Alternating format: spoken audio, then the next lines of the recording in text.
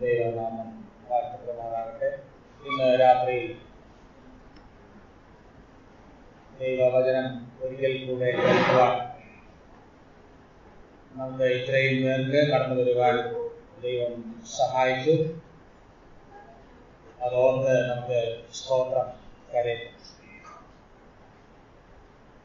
രാവിലെ മുതൽ ഇതുവരെയും വിവിധ നിലകളിൽ ദൈവവചനം നാം ശ്രദ്ധിച്ച് കൊണ്ടിരിക്കുകയായിരുന്നു. ഇത് ആവർത്തിച്ച് കേൾക്കുമ്പോൾ സ്വാഭാവികമായി ഒരു ആവർത്തന വിരസത ഉണ്ടാകുവാൻ സാധ്യതയുണ്ട്. 1 മണിക്കൂറുള്ള സന്ദേശമൊക്കെ പൂർണ്ണമായി ശ്രദ്ധിക്കുവാൻ ഒക്കെ അല്പം പ്രയാസം തോന്നും, എനിക്കറിയാം. എന്നാൽ ഒരു ക്യാമ്പ് എന്ന നിലയിൽ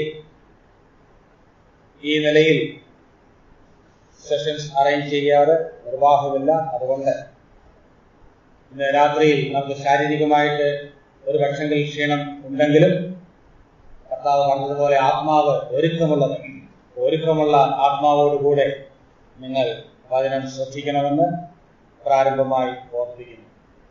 എനിക്ക് തന്നിട്ടുള്ള ആ സമയത്തിനുള്ളിൽ തന്നെ ഞാൻ സന്ദേശം അവസാനിപ്പിക്കുന്നതാണ്. അതുകൊണ്ട് അടുത്ത 1 മണിക്കൂർ സമയം നമുക്ക് കണ്ണും കാതും മനസ്സും തുറന്ന ദൈവവചനത്തിന്റെ മുൻപാകെ ആയിരിക്കാം. പ്രാർത്ഥനയോടുകൂടെ ദേശത്തിലായിരിക്കാം. നമുക്ക് വചനം ശ്രദ്ധിക്കാം. കേൾക്കുന്ന കാര്യങ്ങൾ ദൈവത്തിന്റെ പരിശുദ്ധാത്മാവ് നമുക്ക് പ്രയോജനമാക്കി തീർക്കും, നാം ആ സത്യങ്ങൾ അനുസരിക്കുന്നെങ്കിൽ. കർത്താവായ യേശുക്രിസ്തുവിന്റെ ഗിരിപ്രഭാഷണത്തിലെ ആനന്ദ വർണ്ണനയാണ് ഈ ദിവസങ്ങളിൽ നാം പഠിച്ചുകൊണ്ടിരിക്കുന്നത്. മൊത്തം 8 ആനന്ദ വർണ്ണനകളാണ് ഉള്ളത്. അതിൽ 4 എണ്ണം നാം പൂർത്തീകരിച്ചു കഴിഞ്ഞു. 5ാമത്തെ ആനന്ദ വർണ്ണനയിലേക്ക് ഇന്ന് രാത്രിയിൽ നാം പ്രവേശിക്കാൻ പോവുകയാണ്. മത്തായി സുവിശേഷം 5-ാം അധ്യായം 7-ാം വാക്യം നമുക്ക് ഒന്ന് ശ്രദ്ധിക്കാം. ഇന്ന് രാവിലെ 5:06 നാം പഠിച്ചതാണ്. തുടർന്ന് വരുന്ന 7-ാം വാക്യം നമുക്ക് ഒന്ന് വായിക്കാം. കരുണയുള്ളവർ ഭാഗ്യവാന്മാർ, അവർക്ക് കരുണ ലഭിക്കും. ഇതും ഒരു ആശ്ചര്യ പ്രസ്താവനയാണ്.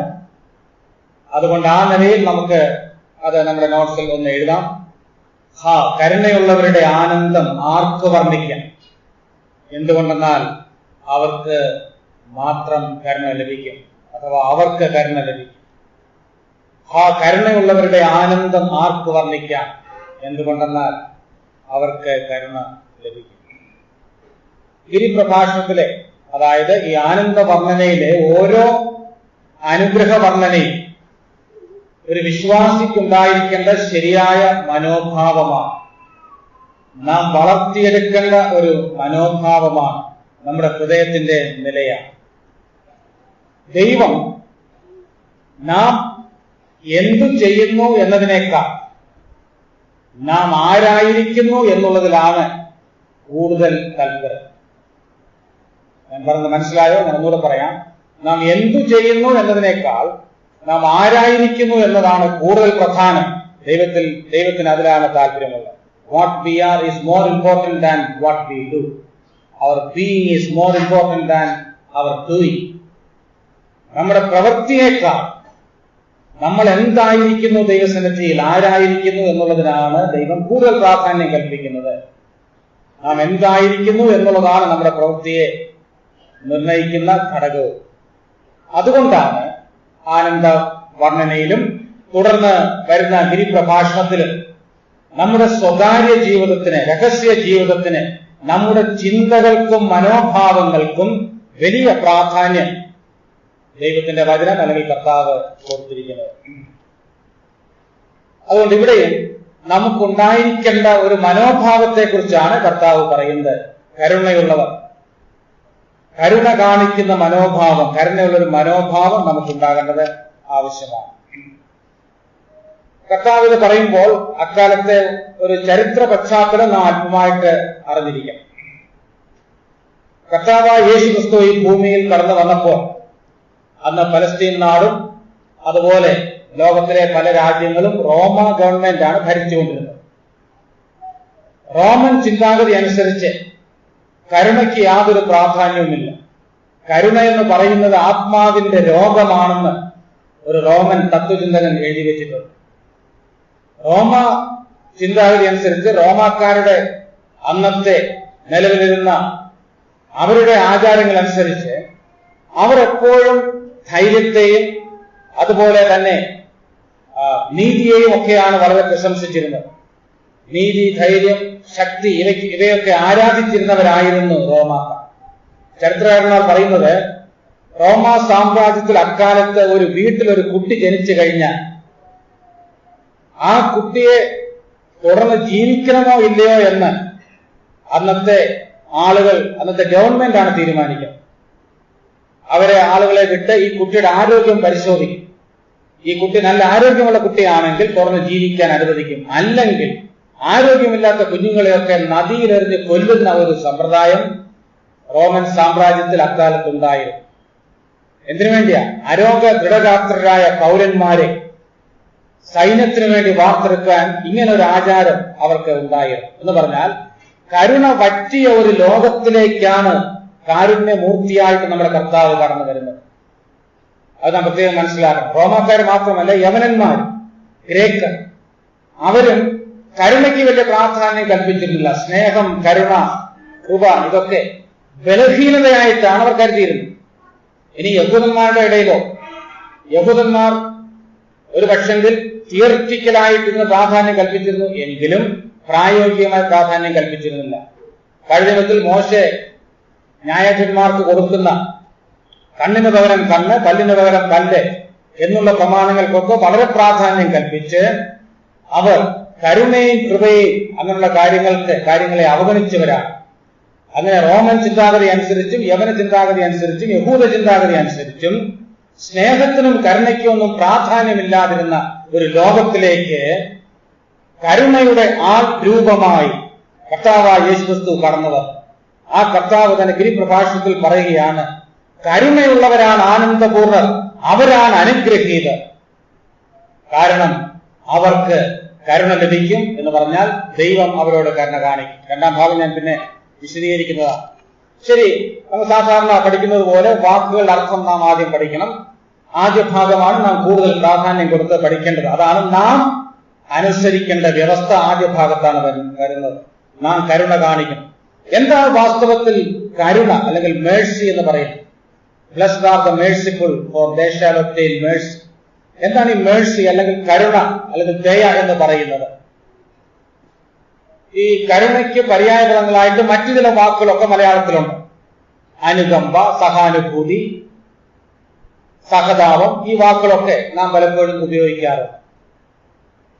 ഉദാഹരണത്തിന്, നാം വഴി നടന്നു പോകുമ്പോൾ ഒരു വളരെ രോഗിയായ ഒരു മനുഷ്യൻ ഭിക്ഷ എടുക്കുന്നത് നാം കാണുന്നെങ്കിൽ പെട്ടെന്ന് നമ്മുടെ മനസ്സിൽ എന്ത് തോന്നും?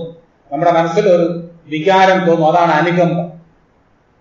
എന്നാൽ കരുണ എന്ന് പറയുന്നത് അതിനേക്കാൾ ഉപരിയായ മറ്റൊരു കാര്യമാണെന്ന് മനസ്സിലാക്കണം. നമ്മുടെ മനസ്സിൽ പെട്ടെന്നൊരു വികാരം തോന്നും, നമ്മൾ ആളെ ശ്രദ്ധിക്കും, ചിലപ്പോൾ കടന്നു പോവുകയും ചെയ്യും, അല്ലെ? ചിലത് ശ്രദ്ധിക്കത്തുമില്ല, ശ്രദ്ധിക്കാതെയും കടന്നു പോകും. പക്ഷെ മനസ്സിൽ ഒരു വികാരം നമുക്ക് തോന്നും, അതിനെയാണ് അനുകമ്പ എന്ന് പറയുന്നത്. എന്നാൽ കരുണ എന്ന് പറയുന്നത് അതല്ല. Mercy is pity in action എന്ന് ഇംഗ്ലീഷിൽ പറയാറുണ്ട്. ഈ നമ്മുടെ ഹൃദയത്തിൽ തോന്നുന്ന അനുകമ്പ, സഹാനുഭൂതി പ്രവൃത്തിപഥത്തിൽ വരുമ്പോഴാണ് അത് കരുണയായിട്ട് മാറുന്നത്. അപ്പോൾ കരുണ എന്ന് പറയുന്നതിന് അല്പം കൂടെ വിപുലമായ ഒരു അർത്ഥമുണ്ടെന്ന് നാം മനസ്സിലാക്കണം. അത് കേവലം ഒരു ഇമോഷൻ അല്ല. More than an emotion, it is an action. നമ്മുടെ ഇമോഷൻ, നമ്മുടെ ആ വികാരം ഏതെങ്കിലും നിലയിൽ പ്രാവർത്തികമാക്കുമ്പോഴാണ് അത് കരുണയാകുന്നത്. കരുണയുടെ ഒരു നിർവചനമാണ് ഞാൻ പറയാൻ ശ്രമിക്കുന്നത്. അല്പം കൂടെ വിശദീകരിച്ചാൽ, ഈ വിശദീകരണങ്ങളൊക്കെ നമ്മൾ കുറിച്ചെടുക്കണം. എന്താണ് കരുണ എന്നുള്ളതാണ് ഞാൻ പറയുന്നത്. വേദപുസ്തകത്തിന്റെ അർത്ഥത്തിൽ കരുണ എന്താണ്?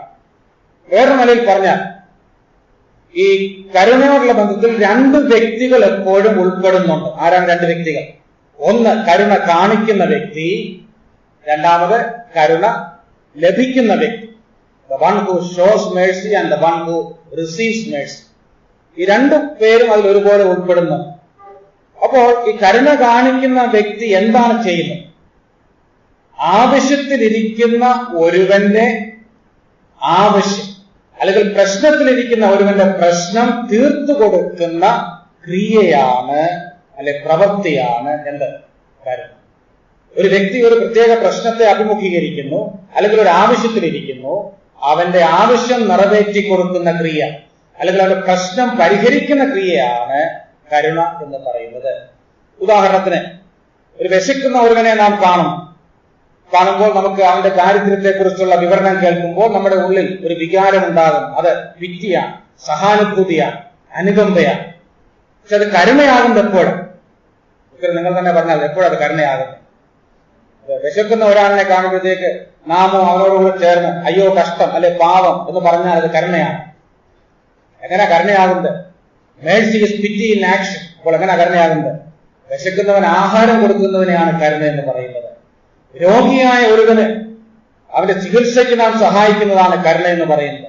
ഒരു വ്യക്തി ഏകാന്തതയിലാണെങ്കിൽ അവന് കമ്പനി കൊടുക്കുക, സഹിത്വം കൊടുക്കുക, അതാണ് കരുണ. ഞാൻ പറഞ്ഞു വരുന്നത്, ആവശ്യം പരിഹരിക്കുന്ന ക്രിയയാണ് കരുണ, അല്ലാതെ കേവലം ഒരു വികാരമല്ല. സ്നേഹവും അങ്ങനെ തന്നെയാണ്.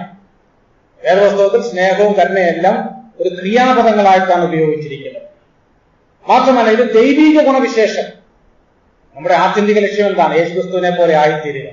ദൈവിക ഗുണവിശേഷം. ദൈവത്തിന് കരുണയുണ്ട്. നമ്മുടെ ദൈവം കരുണയുള്ളവനാണോ? ആണോ? എവിടെയാ വാക്യം? ദൈവം കരുണയുള്ളവനാണെന്ന് എവിടെയെങ്കിലും പറഞ്ഞിട്ടുണ്ടോ?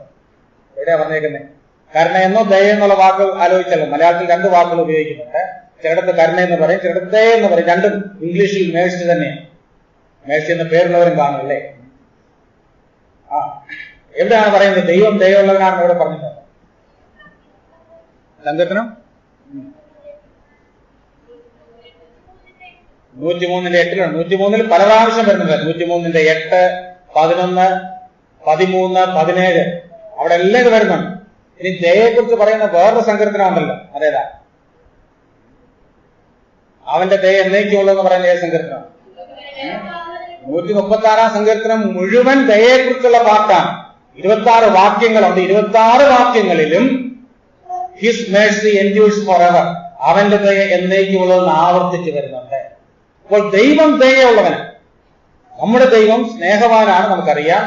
അതോടൊപ്പം വരുന്ന ഒരു ഗുണവിശേഷമാണ് ദയ എന്ന് പറയുന്നത്, അല്ലെങ്കിൽ കരുണ എന്ന് പറയുന്നത്. അത് ഇരട്ട ഗുണങ്ങളാണ്. സ്നേഹമുള്ള ദൈവം ദയാസമ്പൂർണനാണ്. അപ്പോൾ ദൈവം ദയാസമ്പൂർണനാണ്. മാത്രമല്ല, നമ്മുടെ കർത്താവും ദയാപൂർണനാണ്. എബ്രായർ 2:17 നമ്മുടെ കർത്താവിനെ കുറിച്ചൊരു പരാമർശം ഉണ്ടാകുന്ന വായിച്ച്. എബ്രായർ 2:17 പെട്ടെന്ന് വായിക്കാം. Hebrews 2:17, എബ്രായർ 2:17.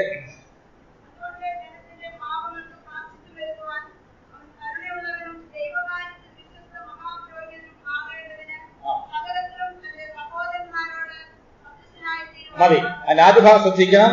അവൻ കരുണയുള്ളവനാണ്, അവൻ വിശ്വസ്തനാണ്, അവൻ കരുണയുള്ള മഹാപുരോഹിതനാണ്. കർത്താവിന് നമുക്ക് വേണ്ടി പക്ഷപാതം ചെയ്യുന്നു.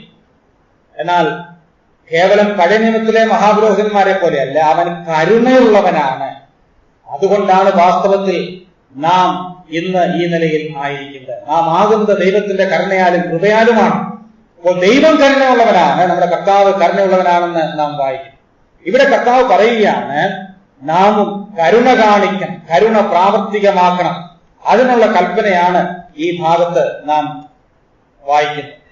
ശരി, ഞാൻ എപ്പോഴും വാക്കുകളുടെ പ്രാക്ടിക്കൽ മീനിങ്ങിനാണ് ഊന്നൽ കൊടുക്കുന്നത്. അത് നിങ്ങൾക്ക് മനസ്സിലായി കാണും. ഇന്നലെ സൗമ്യത വിശദീകരിച്ചപ്പോഴും ഞാനത് പറഞ്ഞു. ദയ അല്ലെങ്കിൽ കരുണ എന്ന് പറയുന്നത് ആവശ്യത്തിലിരിക്കുന്ന ഒരുവന്റെ ആവശ്യം നിറവേറ്റി കൊടുക്കുന്ന ക്രിയയാണെന്ന് ഞാൻ പറഞ്ഞു. അത് അങ്ങനെ തന്നെയാണെന്നുള്ളതിന് ധാരാളം സൂചനകൾ ബൈബിളിലുണ്ട്. നമുക്കറിയാവുന്ന ചില വാക്യങ്ങൾ തന്നെ ഒന്ന് വായിച്ചാൽ, ശ്രദ്ധിച്ച് വായിച്ചാൽ അത് മനസ്സിലാകും. ഉദാഹരണത്തിന് 103 സങ്കീർത്തനമാണല്ലോ നേരത്തെ നിങ്ങൾ ഉദ്ധരിച്ചത്. അതിന്റെ 11 വാക്യം ഒന്ന് വായിക്കാം. ആദ്യം ആ റെഫറൻസ് എഴുതണം. തലക്കെട്ട് വേണമെങ്കിൽ എഴുതിക്കോ. ഈ കരുണ എന്ന് പറയുന്നത് കരുണയുടെ അല്ലെങ്കിൽ കരുണയുടെ അർത്ഥം വ്യക്തമാക്കുന്ന വാക്യങ്ങൾ എന്നൊരു തലക്കെട്ട് കൊടുത്താൽ മതി. കരുണയുടെ അർത്ഥം വ്യക്തമാക്കുന്ന വാക്യങ്ങൾ, അതിന്റെ പ്രായോഗികമായ അർത്ഥം വ്യക്തമാക്കുന്ന വാക്യങ്ങളാണ്. ഒരു 4-5 വാക്യങ്ങൾ നമുക്ക് ശ്രദ്ധിക്കാം. മൂന്നോ വാക്യങ്ങൾ. 103 സങ്കീർത്തനം 11 വാക്യം ആദ്യം വായിക്കും.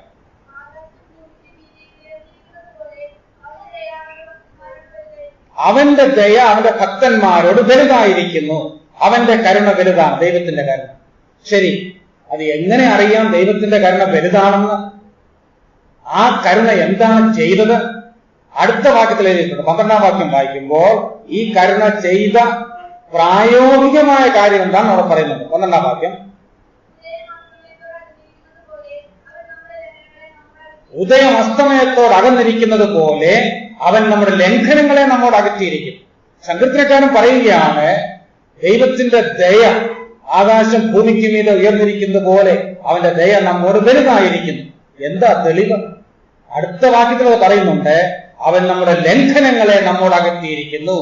നമ്മുടെ ലംഘനങ്ങളെ അകറ്റി പാപം മോചിച്ചാണ് ദൈവം തന്റെ വലിയ ദയ വെളിപ്പെടുത്തിയത്.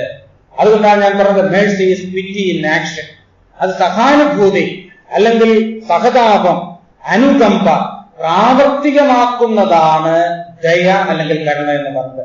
ദൈവം അങ്ങനെയാണ് ദയ വെളിപ്പെടുത്തിയത്. പുതിയ നിയമത്തിലേക്ക് വരുമ്പോൾ പല വാക്യങ്ങളുണ്ട്. കർത്താവായ യേശുക്രിസ്തുവിന്റെ ദയ വെളിപ്പെടുത്തുന്ന പല വാക്യങ്ങളുണ്ട്. മത്തായി സുവിശേഷം 9 ഇവിടെ എല്ലാം 2 വാക്യങ്ങൾ വായിക്കണം.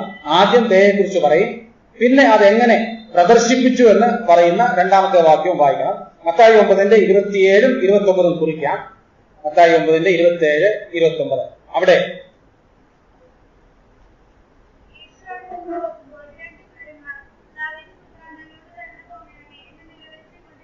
മതി ശ്രദ്ധിക്കാം.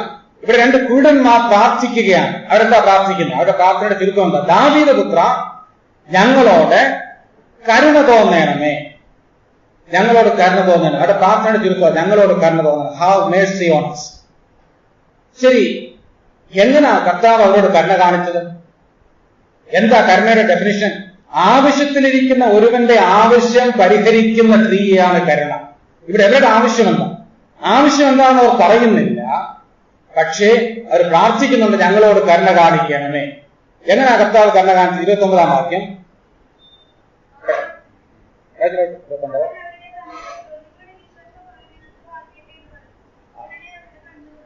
ഉടനെ അവരുടെ കണ്ണ് തുറന്നു. ഈ കുരുടന്മാർ പ്രാർത്ഥിക്കാണ്, ഞങ്ങളോട് കരുണ കാണിക്കണം.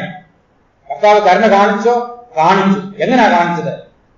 നാം വായിക്കുന്നു, കരുണ കാണിച്ചപ്പോൾ അവരുടെ കണ്ണ് തുറന്നു. അവർ പറഞ്ഞോ ഞങ്ങൾക്ക് കാഴ്ച തരണമെന്ന്? അങ്ങനെയല്ല പറഞ്ഞത്, ഞങ്ങളോട് കരുണ കാണിക്കണം. കർത്താവ് കരുണ കാണിച്ചപ്പോൾ അവരുടെ ഏറ്റവും വലിയ ആവശ്യം നിറവേറ്റി കൊടുത്തു.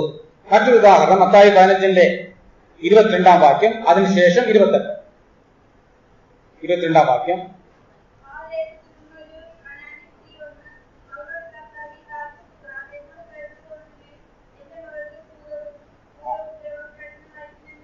മതി.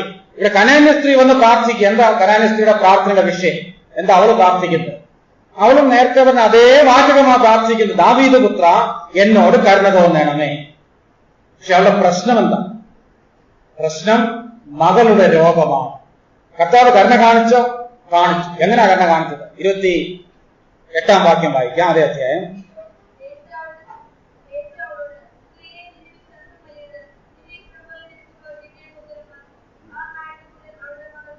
ആ നാഴിക മുതൽ അവളുടെ മകൾക്ക് സൗഖ്യം വന്നു. അപ്പൊ നോക്കുക, ഇവിടെല്ലാം പ്രാർത്ഥന ഒന്ന് തന്നെ. ഇവരെല്ലാം പ്രാർത്ഥിക്കുന്നത് ഞങ്ങളോട് കരുണ കാണിക്കുകയാണ്. പക്ഷെ എന്താ അവർക്ക് ലഭിക്കുന്നത്? ലഭിക്കുന്നത് വ്യത്യാസമുണ്ട്. എന്തുകൊണ്ടാണ്? ആവശ്യങ്ങൾ വ്യത്യസ്തങ്ങളാണ്. ഏത് വിഷയത്തിന്റെ മുഖത്ത് അവർ കരുണ കാണിക്കണമെന്ന് പ്രാർത്ഥിച്ചുവോ ആ പ്രശ്നം, ആ ആവശ്യം നിറവേറ്റിക്കൊണ്ടാണ് കർത്താവ് കരുണ കാണിക്കുന്നത്. ഒരു വാക്യം കൂടെ, ലൂക്കോസ് 13:13 വാക്യം. അവിടെ നമ്മൾ രാവിലെ വായിച്ചതാണ്. അവിടെ ചുങ്കക്കാരന്റെ പ്രാർത്ഥനയാണ്. എന്താ ചുങ്കക്കാരൻ പ്രാർത്ഥിക്കുന്നത്?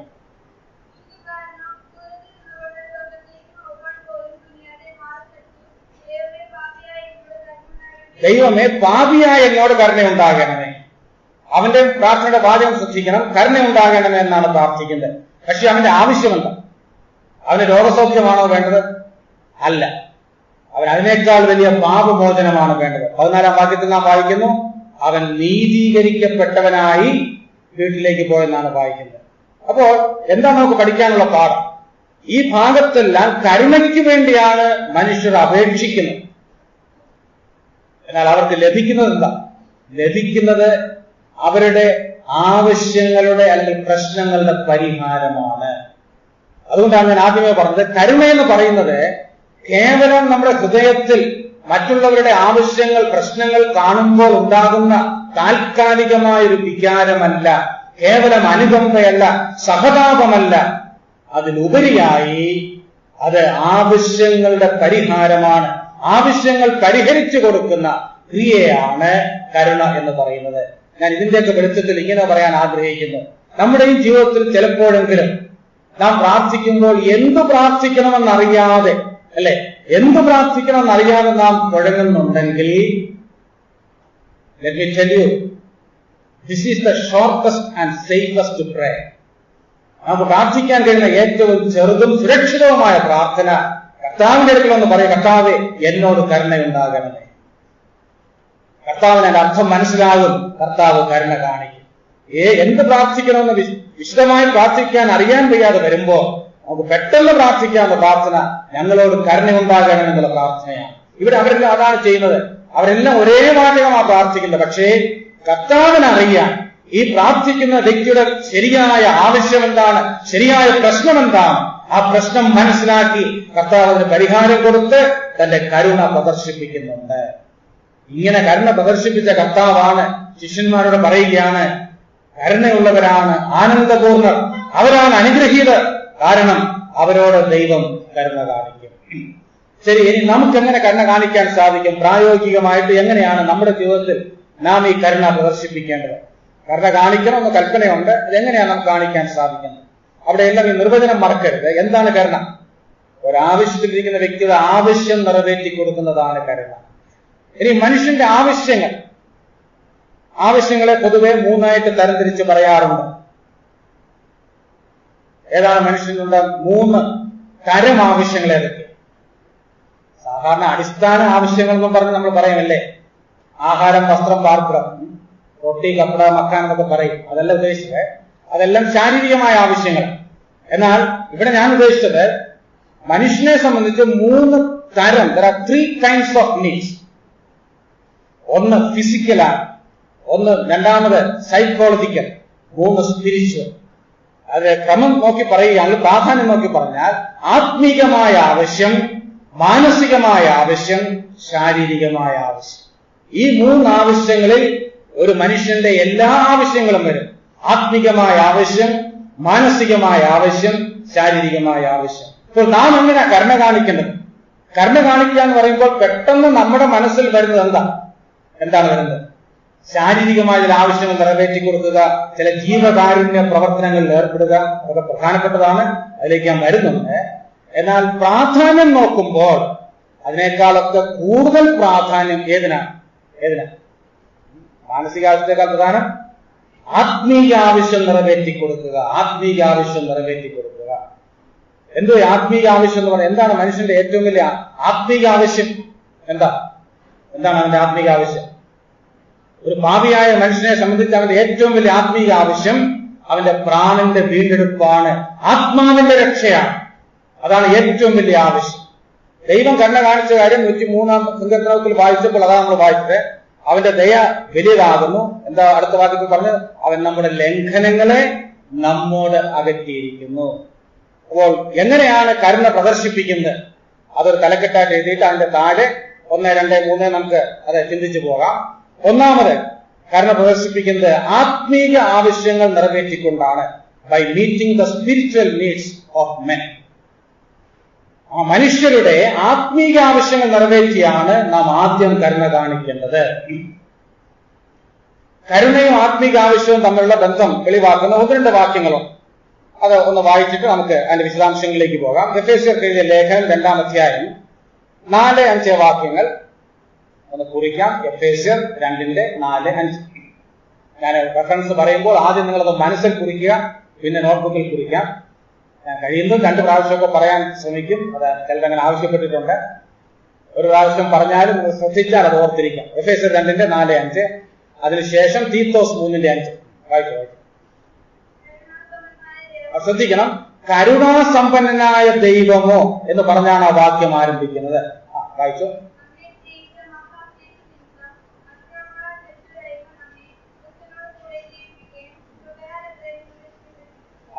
കരുണാസമ്പന്നനായ ദൈവം തന്റെ കരുണയും സ്നേഹവും വെളിപ്പെടുത്തിയപ്പോൾ എന്താ ചെയ്തത്? ദൈവം കരുണ വെളിപ്പെടുത്തിയപ്പോൾ എന്താ ചെയ്തത്? അതിക്രമങ്ങളിൽ മരിച്ചവരായിരുന്ന നമ്മെ ക്രിസ്തുവിനോടുകൂടെ ഉയർപ്പിച്ചു. അങ്ങനെയാണ് ദൈവം കരുണ പ്രദർശിപ്പിച്ചത്. യോഹന്നാൻ 3:16 നമുക്കറിയാം, ദൈവം ലോകത്തെ സ്നേഹിച്ചപ്പോൾ എന്താ ചെയ്തത്? ലോകത്തിലുള്ള എല്ലാവരുടെയും പട്ടിണി മാറ്റാൻ വേണ്ടി ഒരു പരിപാടി, അല്ലെ, അങ്ങനെ ഒരു കാര്യപരിപാടി അവതരിപ്പിക്കുകയല്ല ചെയ്തത്. ആദ്യം ചെയ്തത് തന്റെ ഏകജാതനായ പുത്രനെ ഈ ലോകത്തിലേക്ക് അയക്കുകയാണ്. എന്തുകൊണ്ട് അങ്ങനെ ചെയ്തത്? മനുഷ്യന്റെ ഏറ്റവും വലിയ ആവശ്യം അതാണ്, ഏറ്റവും വലിയ പ്രശ്നം അതാണ്. നാം ഇങ്ങനെ ചിന്തിക്കുക. ഇന്ന് പലപ്പോഴും ഈ വലിയ മിറക്കിൾ ലൈഫ് ക്രൂസൈഡിലൊക്കെ നടത്തുന്ന ആളുകളുണ്ട്. അതിനൊന്നും വചനപരമായിട്ട് യാതൊരു അടിസ്ഥാനവുമില്ല. പിന്നെ അവരങ്ങനെ ചെയ്യുന്നു എന്ന് മാത്രം. നാം ഇങ്ങനെ സങ്കല്പിക്കുക, ഒരു വ്യക്തിക്ക് ഇന്ന് ഒരാൾക്ക് അത്ഭുത രോഗശാന്തി വരമുണ്ട്, വരമുള്ള ആരുമില്ല, വരമുണ്ടെന്ന് അങ്ങ് സങ്കല്പിക്കുക. അങ്ങനെ ഒരാൾ മറ്റൊരാളിന് രോഗസൗഖ്യം കൊടുക്കുന്നു, വേറൊരാളിന്റെ ആ പട്ടിണിയെല്ലാം മാറ്റുന്നു. അതെല്ലാം ചെയ്തിട്ട് അവന്റെ ആത്മരക്ഷയെക്കുറിച്ച് പറഞ്ഞില്ലെങ്കിൽ അത് ഏറ്റവും വലിയ ക്രൂരതയാണല്ലേ. സൗഖ്യം വന്ന ശരീരവും നിറഞ്ഞ വയറുമായി ആളുകൾ നരകത്തിലേക്ക് പോകും. ഇതാ സംഭവിക്കുന്നത്. അതിനേക്കാൾ അത് ചെയ്യണം വേണ്ടെന്നല്ല ഞാൻ പറയുന്നത്, മനുഷ്യന്റെ ഭൗമിക ആവശ്യങ്ങൾ നിറവേറ്റി കൊടുക്കണം. എന്നാൽ ഏറ്റവും പ്രധാനം എന്താണ്? അവന്റെ ആത്മാവിന്റെ രക്ഷയാണ്. ഒരു പക്ഷെങ്കിൽ ഒരു വ്യക്തി രോഗിയായിട്ട് ജീവിക്കുന്നു സങ്കല്പിക്കുക, ആയുസ് മുഴുവൻ അവൻ അർത്ഥപട്ടിണിക്കാരനായിരിക്കാം. പക്ഷേ അവൻ ആത്മാവിന് രക്ഷ കിട്ടിയാൽ അതാണ് ഏറ്റവും വലിയ അനുഗ്രഹം, ഏറ്റവും വലിയ നേട്ടം. അതുകൊണ്ടാണ് വേദപുസ്തകം ഈ സുവിശേഷീകരണത്തിന് ഇത്രയധികം പ്രാധാന്യം കൽപ്പിച്ചിരിക്കുന്നത്. തീത്തോസ് 3:5 കൂടെ നിങ്ങൾ എഴുതിയല്ലോ, ഒന്ന് വായിച്ചോ. എങ്ങനെ ദൈവം കരുണ കാണിച്ചത്?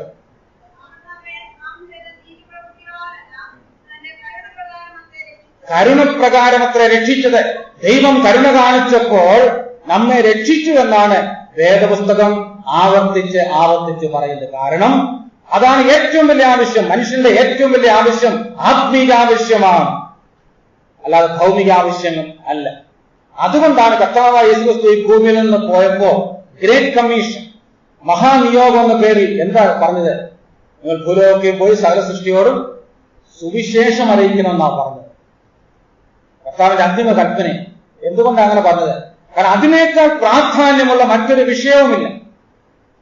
ഒരു എഴുത്തുകാരൻ ഇങ്ങനെ പറഞ്ഞിട്ടുണ്ട്, സുവിശേഷം പങ്കുവെക്കുന്നതാണ് ഏറ്റവും വലിയ കാരുണ്യ പ്രവൃത്തി. നമുക്ക് ചെയ്യാൻ കഴിയുന്ന ഏറ്റവും വലിയ കാരുണ്യ പ്രവൃത്തി ഒരു പാപിയോട് സുവിശേഷം പങ്കുവെക്കുന്നതാണ്. സുവിശേഷം പങ്കുവെച്ച് അവന്റെ ആത്മാവിന് രക്ഷ ഒരുക്കി കൊടുക്കുക, അവനെ സ്വർഗരാജ്യത്തിന് അവകാശിയാക്കി തീർക്കുക. അതിനേക്കാൾ വലിയ ഒരു കാരുണ്യ പ്രവൃത്തിയില്ല. ബാക്കിയുള്ള കാരുണ്യ പ്രവൃത്തികൾക്ക് പ്രാധാന്യമുണ്ട്, അതിലേക്ക് നമ്മൾ ക്രമത്തിൽ വരുന്നു. പക്ഷെ അതിനേക്കാളൊക്കെ പ്രധാനം സുവിശേഷം പങ്കുവയ്ക്കുക എന്നുള്ളതാണ്. പല വാക്യങ്ങൾ ആ ബന്ധത്തിൽ പറയാനുണ്ട്. നമുക്കറിയാം, ഈ കർത്താവ് ഈ ഭൂമിയിലായിരുന്നപ്പോൾ ഒരിക്കൽ യെരുശലേമിനെ നോക്കി കരഞ്ഞു. ലൂക്കോസ് 19 വായിക്കണ്ട, വേണമെങ്കിൽ കുറിച്ചു കൊടുക്കാം. 19:41-42. ലൂക്കോസ് 19:41-42. എന്തുകൊണ്ട് കർത്താവ് യെരുശലേമിനെ നോക്കി കരഞ്ഞു? എന്താ എന്റെ കാരണം? ഈ നാളുകളിൽ നിന്റെ സമാധാനത്തിനായുള്ളത് നീയും അറിഞ്ഞുവെങ്കിൽ കൊള്ളായിരുന്നു. യെരുശലേമിലെ ജനങ്ങളെ നോക്കി കർത്താവ് കരഞ്ഞു. എന്താ കാര്യം? അവരുടെ രക്ഷയ്ക്ക് വേണ്ടിയുള്ളത് അവർ മനസ്സിലാക്കിയില്ല. അതുകൊണ്ടാണ് കർത്താവ് കരഞ്ഞത്. കാരണം അതിനേക്കാൾ പ്രാധാന്യമുള്ള ഒന്നുമില്ല. ദൈവം ഏറ്റവും കൂടുതൽ പ്രാധാന്യം കൊടുക്കുന്ന വിഷയമാണിത്. അതുകൊണ്ട് ഇന്ന് നാം എങ്ങനെ കരുണ കാണിക്കണമെന്ന് ചോദിച്ചാൽ അത് ഒന്നാമത് നമുക്ക് ചെയ്യാൻ കഴിയുന്നത് സുവിശേഷം പങ്കുവയ്ക്കുക. ശരി, അത് വിശദീകരിക്കേണ്ടത് ആവശ്യമുണ്ട്. എന്തുകൊണ്ടാണ് യേശുക്രിസ്തുവിന്റെ ക്രൂശുമരണത്തിൽ കൂടെ രക്ഷയുണ്ട് എന്നുള്ള ഈ സന്ദേശം സുവിശേഷമായി തീർന്നത്? എന്തുകൊണ്ടാണ് സുവിശേഷം എന്ന് വിളിക്കുന്നത്? എന്താ ഈ സുവിശേഷം എന്നുള്ള വാക്കിന്റെ അർത്ഥം? ഗോസ്പൽ എന്നുള്ള വാക്കിന്റെ അർത്ഥം എന്താ? മലയാളത്തിലെ വാക്ക് വളരെ വ്യക്തമാണ്, നല്ല വാക്ക്. സുവിശേഷം എന്താ വാക്കിന്റെ അർത്ഥം? നല്ല വിശേഷം, ഗുഡ് ന്യൂസ് അല്ലേ? ഗുഡ് ന്യൂസ്, ഇംഗ്ലീഷിൽ ഗുഡ് ന്യൂസ് എന്ന് പറയും. നിങ്ങൾ ചിന്തിച്ചിട്ടുണ്ടോ എന്തുകൊണ്ടാണ് ഇത് ഗുഡ് ന്യൂസ് ആയത്? നമ്മൾ എല്ലാ ദിവസവും പേപ്പറിൽ വാർത്തകൾ വായിക്കുന്നുണ്ട്, ധാരാളം വാർത്തകൾ വായിക്കുന്നുണ്ട്. പക്ഷെ അതിനൊന്നും ഈ ഗുഡ് ന്യൂസ് എന്നുള്ള പേര് അതിനൊന്നും കിട്ടിയിട്ടില്ല. സുവിശേഷം യേശുക്രിസ്തുവിൽ കൊണ്ടുള്ള പാപമോചനം മാത്രം എന്തുകൊണ്ടാണ് സുവിശേഷമായത്? അതിനും കാരണമുണ്ടല്ലേ. എന്താണ് ഈ ന്യൂസ് എന്ന് പറഞ്ഞാൽ, വാർത്ത എന്ന് പറഞ്ഞാൽ എന്താ? സാധാരണ ഈ പത്രപ്രവർത്തകർ പറയുന്ന ഒരു അവർ തമാശയ്ക്ക് പറയുന്ന ഒരു വിശദീകരണമുണ്ട്. വാർത്ത എന്താണെന്ന് ചോദിച്ചാൽ അവർ പറയും, ഒരു പട്ടി മനുഷ്യനെ കടിച്ചാൽ വാർത്തയല്ല, പക്ഷെ മനുഷ്യൻ പട്ടിയെ കടിച്ചാൽ വാർത്തയാണെന്ന് പറയും. കാര്യം മനസ്സിലായി എന്ന് പറഞ്ഞാൽ വിചിത്രമായ എന്തും വാർത്തയാണ്. സമ്മതിച്ചു. എന്നാൽ നാം ചിന്തിച്ചു നോക്കുക, ലോകത്തിലെ ഏത് വാർത്തയും ഒരേ സമയം ചിലർക്ക് ഗുഡ് ന്യൂസ് ആണ്, മറ്റുള്ളവർക്ക് ബാഡ് ന്യൂസ് ആണ്. വേറെ ചിലർക്ക് അത് ന്യൂസേ അല്ല, അല്ലെ, വാർത്തയല്ല. അങ്ങനല്ലേ? ഞാൻ പറഞ്ഞ ശരിയാണോ? ചില ഉദാഹരണങ്ങൾ പറയുമ്പോൾ മനസ്സിലാകും. ഇപ്പോൾ നാളെ പേപ്പറിൽ നാം വായിക്കുന്നു തേങ്ങയ്ക്ക് വില കൂടി. അത് ഗുഡ് ന്യൂസ് ആണോ ബാഡ് ന്യൂസ് ആണോ? ഇത് കേൾക്കുമ്പോൾ ഇവിടെ ക്യാമ്പിന്റെ കൺവീനേഴ്സ് ഒക്കെ വിഷമിക്കും, തേങ്ങയുടെ സ്റ്റോക്ക് തീരാറായിരിക്കുകയാണ്. തേങ്ങയ്ക്ക് വില കൂടി എന്ന് പറഞ്ഞാൽ അത് ഗുഡ് ന്യൂസ് ആണോ ബാഡ് ന്യൂസ് ആണോ? ബാഡ് ന്യൂസ് ആണോ? ആര് പറഞ്ഞ ബാഡ് ന്യൂസ് ആണോ? തൃശ്ശൂർക്കാർ ചിലർക്കൊക്കെ തെങ്ങിൻ തോപ്പുള്ളവരൊക്കെ ഉണ്ടല്ലേ, അവർക്കത് ഗുഡ് ന്യൂസ് ആണ്. പിന്നെ ഞങ്ങളെ പോലെ പട്ടണത്തിലൊക്കെ താമസിച്ച് തേങ്ങ വാങ്ങിക്കുന്നവർക്കത് ബാഡ് ന്യൂസ്. അപ്പോൾ ഒരു വാർത്ത തന്നെ ഒരു സമയത്ത് ചിലർക്ക് ഗുഡ് ന്യൂസ് ആണ്, മറ്റുള്ളവർക്ക് ബാഡ് ന്യൂസ് ആണ്. റബ്ബറിന്റെ വില കൂടി എന്ന് പറഞ്ഞാൽ ഇതുപോലെയാണ്. ചിലർക്ക് ഗുഡ് ന്യൂസ് ആണ്, ചിലർക്ക് ബാഡ് ന്യൂസ് ആണ്. ഇനി ഇതുമായിട്ടൊന്നും ബന്ധമില്ലാത്തവർക്ക് അത് വാർത്തയെ ആകുന്നില്ല. ശരി, ഒരു വ്യക്തി മരിച്ചു എന്ന് പറഞ്ഞാൽ അത് ഗുഡ് ന്യൂസ് ആണോ ബാഡ് ന്യൂസ് ആണോ? ബാഡ് ന്യൂസ് ആണ്. ഉറപ്പാണോ? ഉറപ്പാണല്ലോ. ഇനി ഉത്തരം തിരുത്തരുത്. മരണം ബാഡ് ന്യൂസ് ആണല്ലേ? ശരി, ഒരു മന്ത്രി മരിച്ചാലോ? ഒരു സംഭവം ഇങ്ങനെ കേട്ടിട്ടുണ്ട്, കേരളത്തിൽ നടന്നതല്ല, വടക്കേ ഇന്ത്യയിൽ എവിടെ നടന്ന ഒരു സംഭവം ഇങ്ങനെ കേട്ടിട്ടുണ്ട്. അവിടെ ഒരിക്കൽ ഒരു റോഡ് ആക്സിഡന്റിൽ 2 മന്ത്രിമാർ ഒരുമിച്ച് മരിച്ചു.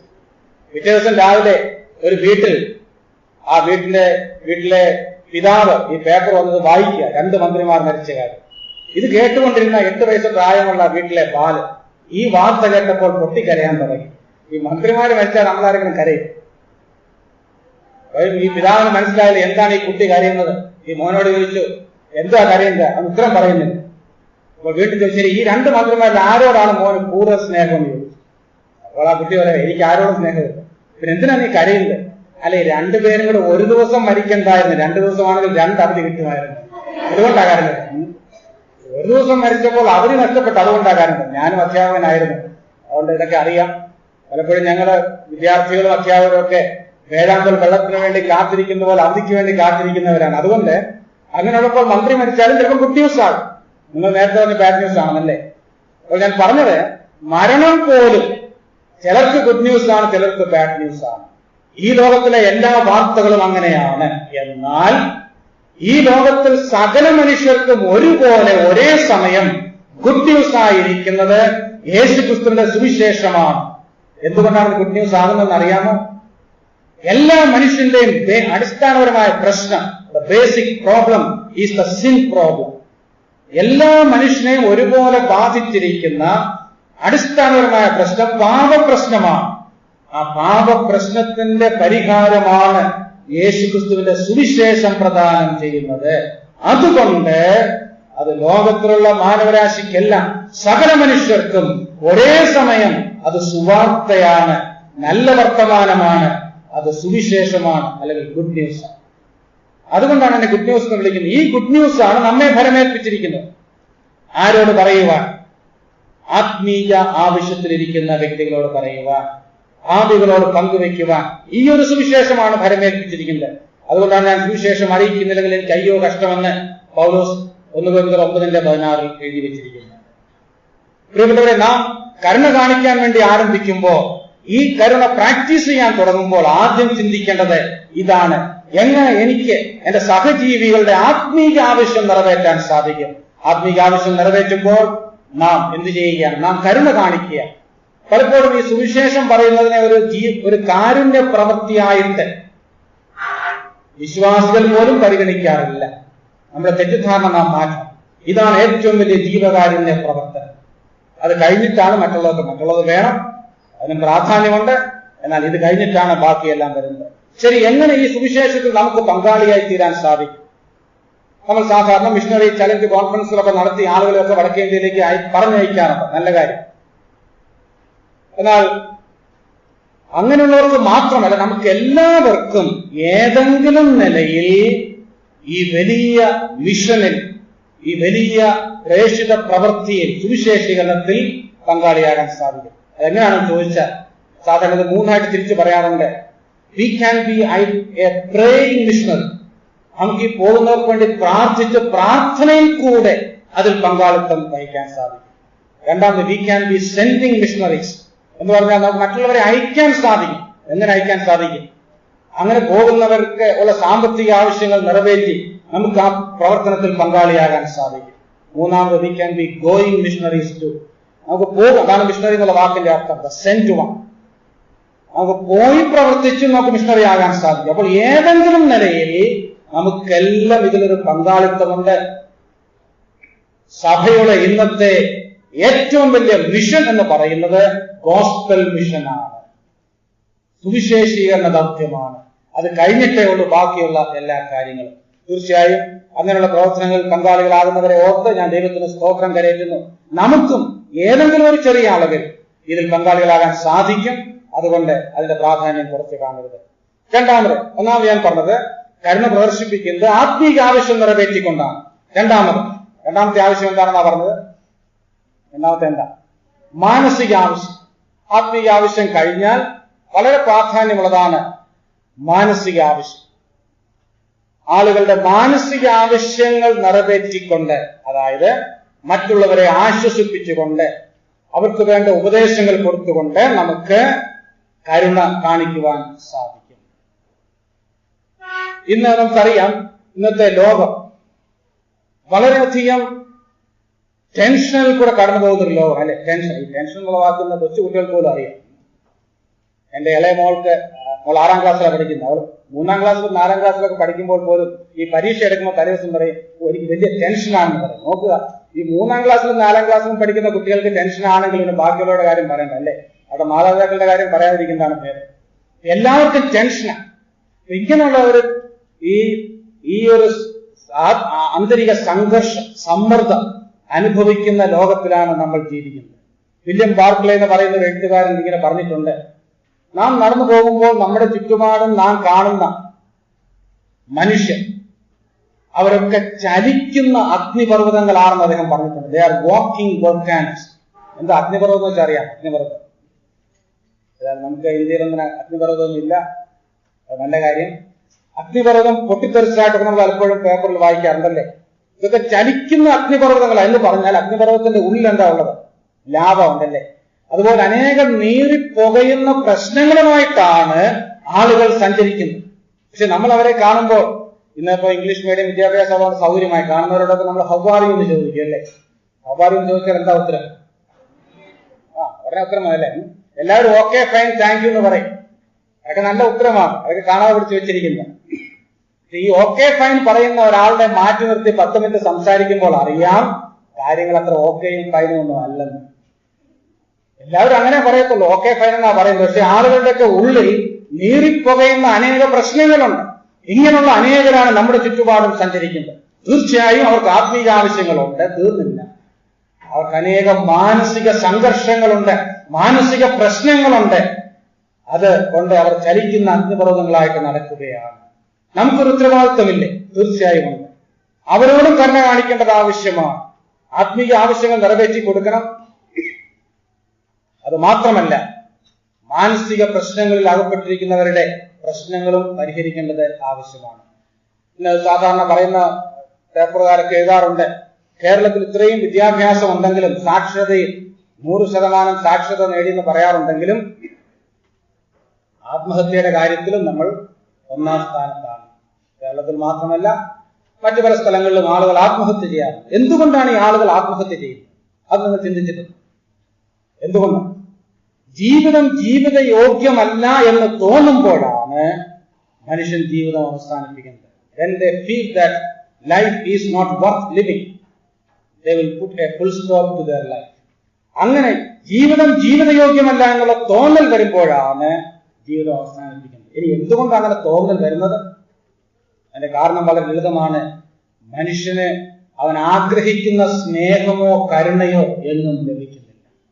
സ്നേഹമോ കരുണയോ എന്നും ലഭിക്കുന്നില്ല. ഞാൻ സാധാരണ പറയുന്ന ദൃഷ്ടാന്തം, പക്ഷെങ്കിൽ ഞാൻ തന്നെ പറഞ്ഞെങ്കിൽ പലരും കേട്ടിട്ടുണ്ടായിരിക്കും, പറയുന്നത് ഉചിതമാണെന്ന് എനിക്ക് തോന്നുന്നു. 1997 തോന്നുന്നു, അന്ന് തമിഴ് സിനിമാ ലോകത്തിലെ ഒരു പ്രസിദ്ധയായ നടി ആത്മഹത്യ ചെയ്തു. സിനിമാനടികൾ പലപ്പോഴും ആത്മഹത്യ ചെയ്യാറുണ്ട്. ഇത് അന്ന് മനോരമയിലൊക്കെ വലിയ വാർത്തയായിരുന്നു. സിൽക്ക് സ്മിത എന്ന് പറയുന്ന ഒരു നടി ആത്മഹത്യ ചെയ്തു. ഈ സ്മിത ആത്മഹത്യ ചെയ്തപ്പോൾ അന്ന് മനോരമയിൽ എഴുതിയ ആ വാർത്ത ഞാനത് മറക്കാൻ പറ്റുകയില്ല. വളരെ വിപുലമായ ഒരു കവറേജ് പത്രക്കാരൊക്കെ കൊടുത്തു. അന്ന് അവർ പറഞ്ഞത്, ഈ സ്മിതയ്ക്ക് നൂറുകണക്കിന് പറഞ്ഞാൽ പോരാ, ലക്ഷക്കണക്കിന് ആരാധകർ തമിഴ്നാട്ടിലും കേരളത്തിലും ഉണ്ടായിരുന്നു. ഇത്രയധികം ആരാധകരുണ്ടായിരുന്ന ഒരു നടി ഒരു സുപ്രഭാതത്തിൽ ആത്മഹത്യ ചെയ്തു. പിന്നെ ആത്മഹത്യ ചെയ്യുന്നവർ ഒരു ഉപകാരം ചെയ്യാറുണ്ട്, ഒരു ആത്മഹത്യാ കുറിപ്പൊക്കെ എഴുതി വെച്ചിട്ടാണ് ചാകുന്നത്. അതുകൊണ്ട് ഈ കാരണം കണ്ടുപിടിക്കാൻ വേണ്ടി പോലീസുകാർ ആദ്യം ആത്മഹത്യാ കുറിപ്പാണ് അന്വേഷിക്കുന്നത്. പക്ഷെ ഈ സ്മിതയുടെ ആത്മഹത്യാ കുറിപ്പിൽ വലിയ വിവരണമൊന്നുമില്ല. ഒരു വാചകം മാത്രം എഴുതി വെച്ചു. ആ വാചകം വായിച്ചപ്പോൾ ഞെട്ടിപ്പോയി. എഴുതിയ വാചകം ഇതാണ്: എന്നെ ആത്മാർത്ഥമായി സ്നേഹിക്കുന്ന ആരും തന്നെ ഈ ഭൂമിയിൽ ഇല്ല.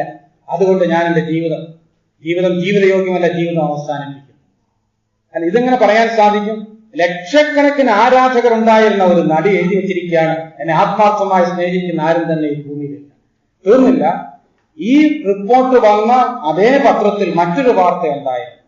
ഈ സ്മിത മരിക്കുന്നതിന് ഏതാണ്ട് 5-6 മാസങ്ങൾക്ക് മുമ്പ് തമിഴ്നാട്ടിൽ ഒരു സ്ഥലത്ത് ഈ സ്മിതയുടെ ആരാധകരെല്ലാം കൂടെ കൂടി അവരൊരു കാര്യം ചെയ്തു. അവർ ഒരു ആപ്പിൾ ലേലം ചെയ്തു. എന്നിട്ട് അവർ പറഞ്ഞു, ഈ ആപ്പിളിന്റെ ഒരു ഭാഗത്ത് ആരോ കടിച്ച ഒരു പാടുണ്ട്, സ്മിത കടിച്ച ആപ്പിളാണെന്ന് പറഞ്ഞ് ഇത് ലേലം ചെയ്തു. ലേലം ചെയ്തപ്പോൾ എത്ര രൂപ കിട്ടുന്നറിയാം? 10,000 രൂപ കൊടുത്താണ് ആപ്പിൾ ആരോ ലേലത്തിൽ വിളിച്ചത്. ഒന്ന് ആലോചിച്ച് നോക്കുക.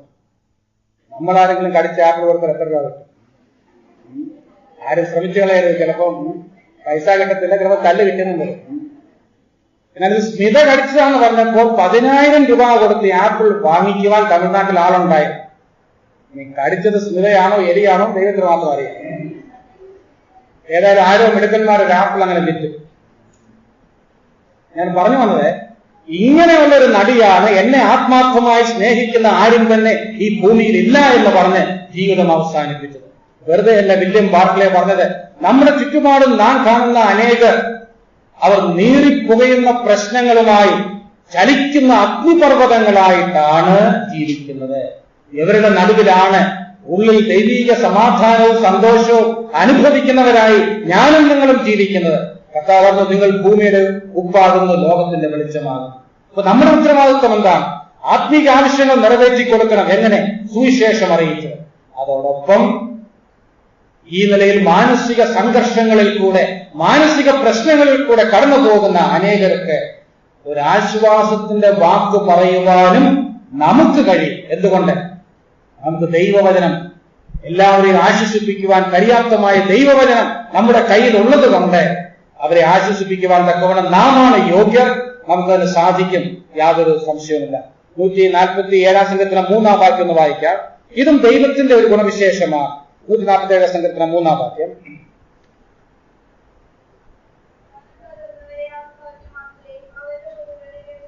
മനം തകർന്നവരെ അവൻ എന്ത് ചെയ്യും?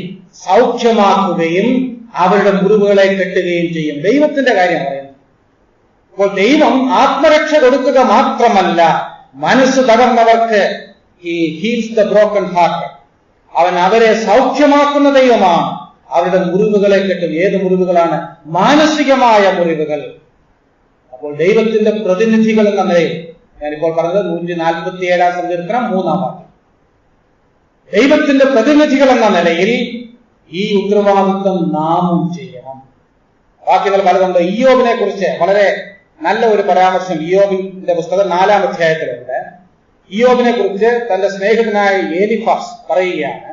ഇയ്യോബ് എന്താ ചെയ്തത്? ഇയ്യോബ് വളരെ ഭക്തനായ മനുഷ്യനായിരുന്നു. താൻ അക്കാലത്ത് ചെയ്ത കാര്യം ഇയ്യോബ് 4-ാം അധ്യായം അതിന്റെ 3-4 വാക്യങ്ങളിൽ നാം കാണുന്നുണ്ട്.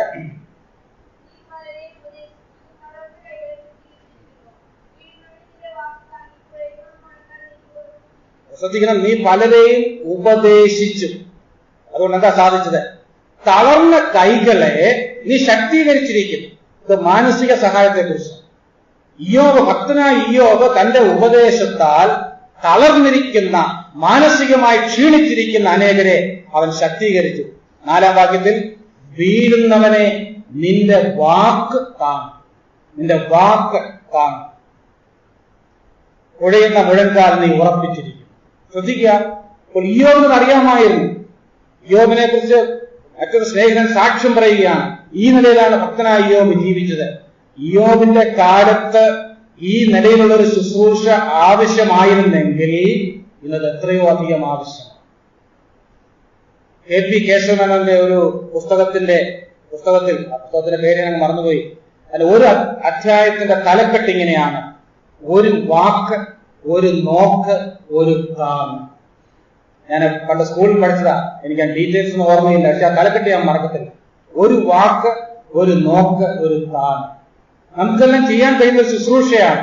ഒരു പക്ഷേ നമ്മുടെ ഒരു നോട്ടം കൊണ്ട്, നമ്മുടെ ഒരു വാക്ക് കൊണ്ട്, അല്ലെങ്കിൽ നമ്മുടെ ഏതെങ്കിലും നിലയിലുള്ള ഒരു സഹായം കൊണ്ട് അനേകരെ താങ്ങുവാൻ, സംരക്ഷിക്കുവാൻ നമുക്ക് കഴിയും.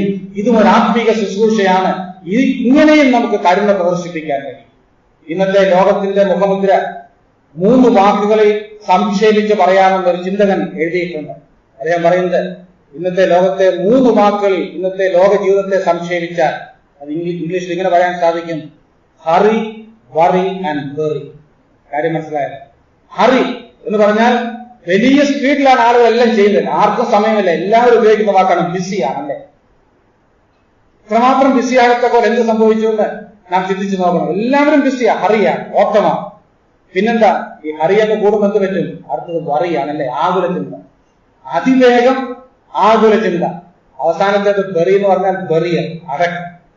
അതിവേഗം ആകുല ചിന്ത. അവസാനം എല്ലാം ശവപ്പെട്ടിക്കകത്ത് ചെല്ലും അല്ലേ. ഇതെല്ലാം കൊണ്ട്, ഈ അതിവേഗം കൊണ്ടും ആകുല ചിന്ത കൊണ്ടും മനുഷ്യർ ചിലപ്പോൾ സമയത്തിന് മുമ്പ് മരിക്കുകയാണ്. ഈ 3 വാക്കുകളിൽ ആധുനിക ജീവിതത്തെ സംക്ഷേപിക്കാം.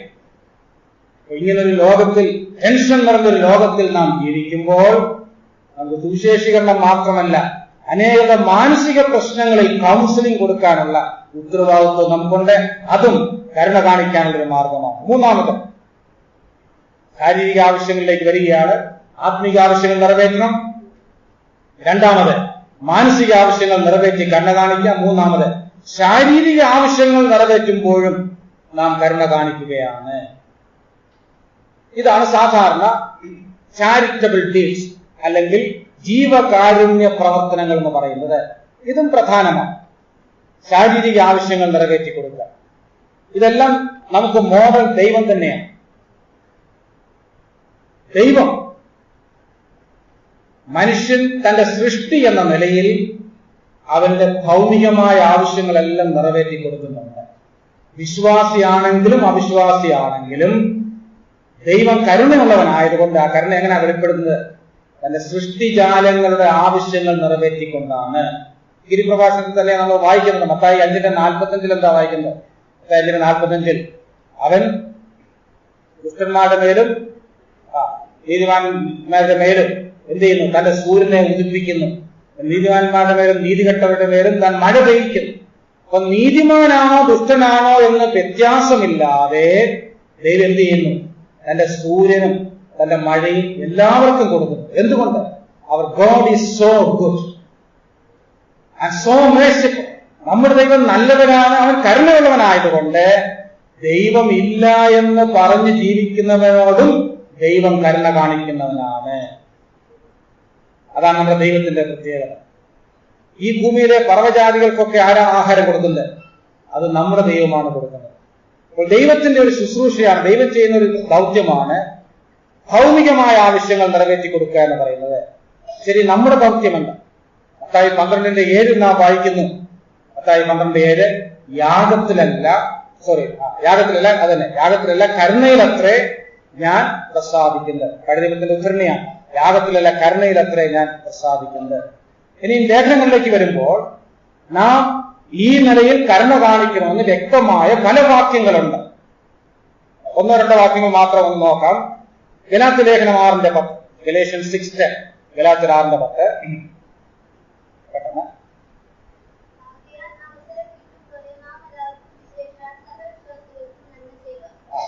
ആകയാൽ അവസരം കിട്ടും പോലെ നാം എല്ലാവർക്കും, പിന്നെ വിശേഷാൽ സഹവിശ്വാസികൾക്കും നന്മ ചെയ്യുക.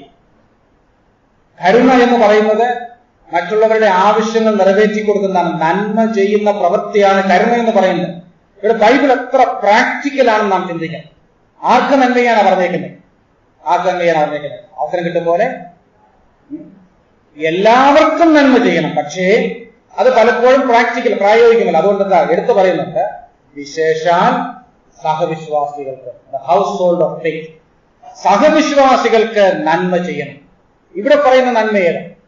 ഇവിടെ പറയുന്ന നന്മ തീർച്ചയായും ഭൗമികമായ ആവശ്യങ്ങൾ നിറവേറ്റി കൊടുക്കുന്ന നന്മയാണ്. ഇത് കുറച്ചും കൂടെ വ്യക്തമായിട്ട് യാക്കോബ് പറയുന്നത്. യാക്കോബ് 2:15 വാക്യം നോക്കാം. യാക്കോബ് 2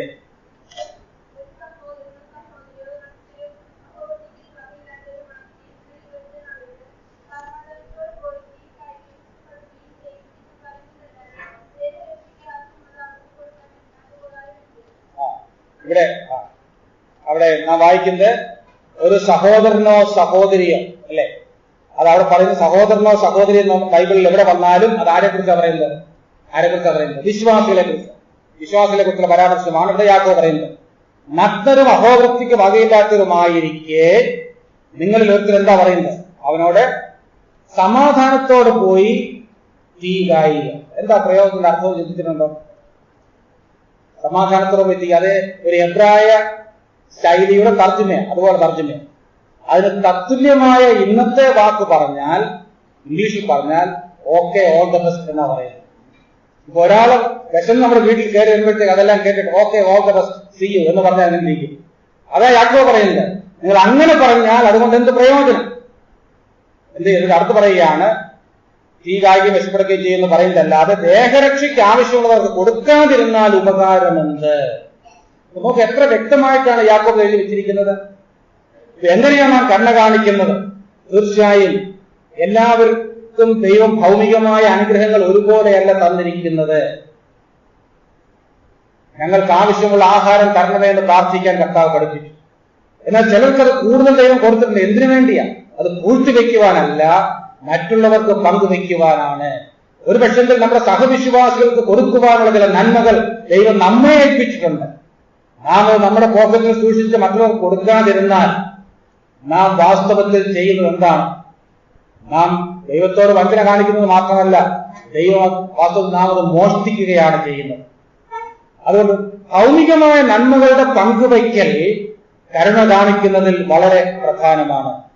ഈ വാക്യങ്ങൾ പലതുകൊണ്ട് ഞാൻ മറ്റൊരു ഉദാഹരണം പറയാം. നമുക്കറിയാം, ആദ്യകാലത്ത് മിഷണറിമാര് ഇന്ത്യയിൽ വന്നപ്പോ അവരെന്താ ചെയ്തത്?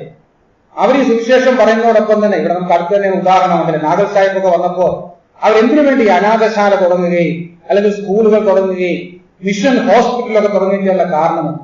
എന്തിനു വേണ്ടി അത് ചെയ്തത്?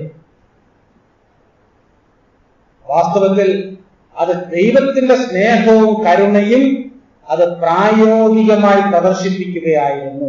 അങ്ങനെ പ്രായോഗികമായി കരുണ പ്രദർശിപ്പിച്ചിട്ടാണ് കരുണയുടെയും സ്നേഹത്തിന്റെയും സുവിശേഷം അവിശ്വാസികളുമായി പങ്കുവെച്ചത്. ഇവിടെ അതിനൊരു പ്രാധാന്യം ഇന്നുമുണ്ട്. ഇന്ന് പലപ്പോഴും നമുക്ക് ഇതിന്റെ ഒന്നും പർപ്പസ് അറിയുകയില്ല. ഞാൻ തമാശയായിട്ട് പറയാറുണ്ട്, ഇന്ന് പല ഹോസ്പിറ്റലുകളും പഴയ പേര് മെഡിക്കൽ മിഷൻ എന്നാണ്. ഇന്ന് നമ്മളതിനെ മെഡിക്കൽ മിഷനാക്കി മാറ്റിയിരിക്കുകയാണ്. കാരണം നമുക്ക് ഇതിന്റെ ഒന്നും ഉദ്ദേശം അറിയത്തില്ല. സായിപ്പ് ഹോസ്പിറ്റൽ തുടങ്ങി വെച്ചു, നമ്മൾ ഇന്ന് അതിനൊരു ബിസിനസ് ആക്കി മാറ്റിയിരിക്കുകയാണ്. എന്നാൽ ഇതിന്റെയൊക്കെ പിന്നിൽ ദൈവസ്നേഹത്തിന്റെയും കരുണയുടെയും ആ മോട്ടിവേഷനായിരുന്നു ഉണ്ടായിരുന്നു നാം തിരിച്ചറിയണം. അപ്പോൾ എങ്ങനെയാണ് കരുണ കാണിക്കുന്നത്? ഭൗമികമായ ആവശ്യങ്ങൾ നാം നിറവേറ്റുമ്പോൾ നാം അതിൽ കൂടെയും കരുണ കാണിക്കുകയാണ്. എബ്രായർ ലേഖനം 13:16 കൂടെ വായിക്കാം. എബ്രായർ 13:16.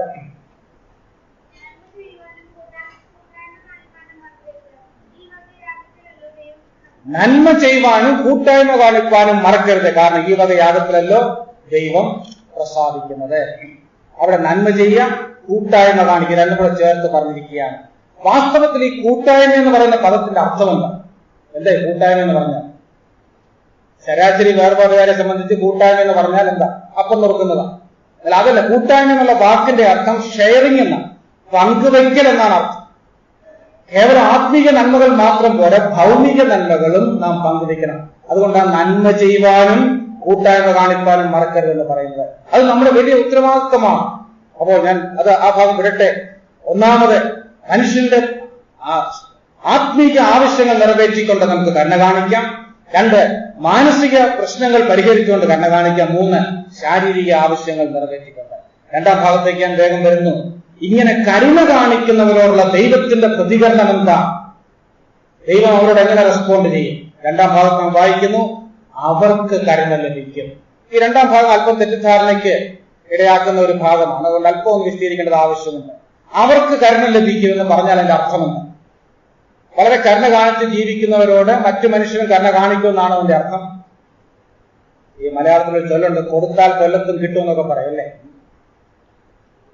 അല്ലെങ്കിൽ നാം വിതയ്ക്കുന്നത് കൊയ്യും എന്ന് പറഞ്ഞ പോലെ ഉള്ളൊരു പ്രസ്താവനയാണോ ഇത്? ആര് കരുണ കാണിക്കുന്ന കാര്യമാണ് പറഞ്ഞിരിക്കുന്നത്? ആര് കരുണ കാണിക്കുന്ന കാര്യമാണ്? മനുഷ്യനൊരു പക്ഷെങ്കിൽ കരുണ കാണിക്കാം, പക്ഷെ അത് ഒരു ഗ്യാരണ്ടി അല്ല.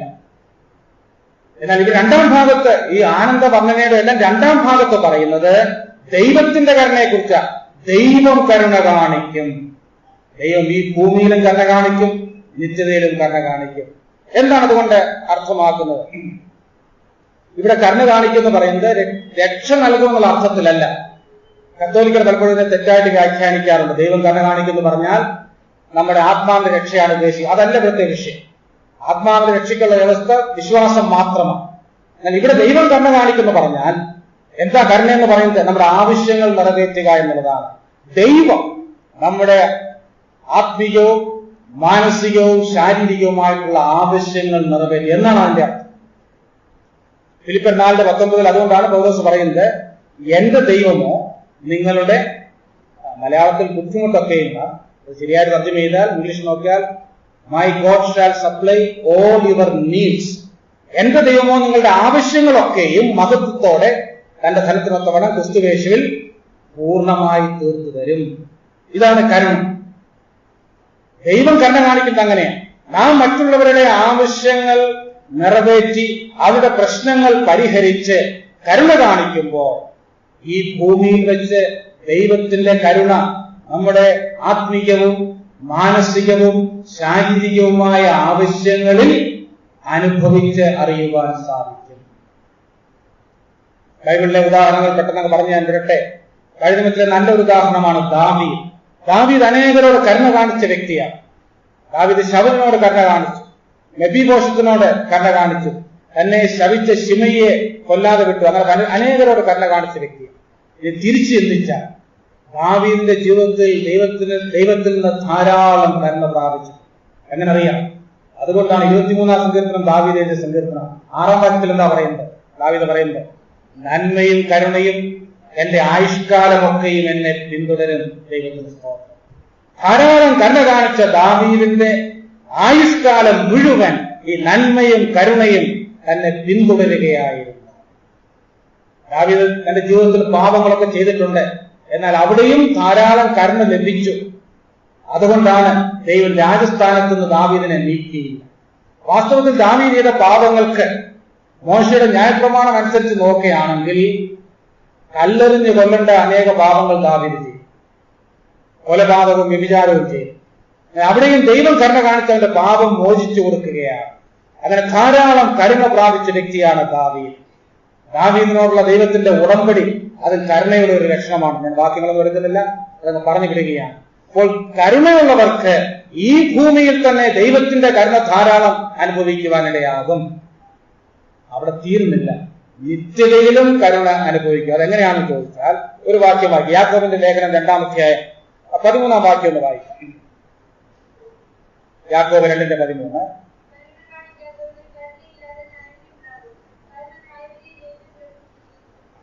കരുണ കാണിക്കാത്തവനെ കരുണയില്ലാത്ത ന്യായവിധി ഉണ്ടാകും. എന്താണ് ഇതിന്റെ അർത്ഥം?